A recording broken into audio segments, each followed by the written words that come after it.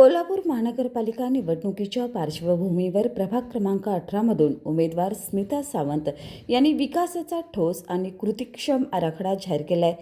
केवळ रस्ते व गटारीपुरतं मर्यादित न राहता आरोग्य, शिक्षण, महिला सुरक्षितता, स्वच्छता आणि डिजिटल प्रशासनावर भर देणारा 21 कलमी अजेंडा त्यांनी मांडलाय. नागरिकांच्या तक्रारी थेट प्रशासनापर्यंत पोहोचवण्यासाठी डिजिटल यंत्रणा, धूळ नियंत्रणासाठी डस्ट कलेक्टर, संवेदनशील भागात सीसीटीव्ही, शाळा सुधारणा, आरोग्य सुविधा बळकटीकरण आणि महिलांसाठी सुरक्षित व्यवस्था या मुद्द्यांचा आराखड्यात समावेश आहे. प्रभागाचे समतोल विकास, पारदर्शक कारभार आणि जनतेशी थेट संवाद साधणे हेच आपले प्रमुख ध्येय असल्याचं स्मिता सावंत मांढरे यांनी ठामपणे सांगितलंय. हे आहे गोकुळचं श्रीखंड, अगदी जिभेवर रेंगाळणार. जिभेवरच नाही तर मनावरही रेंगाळणार. गोकुळ श्रीखंड, मनावर रेंगाळणार.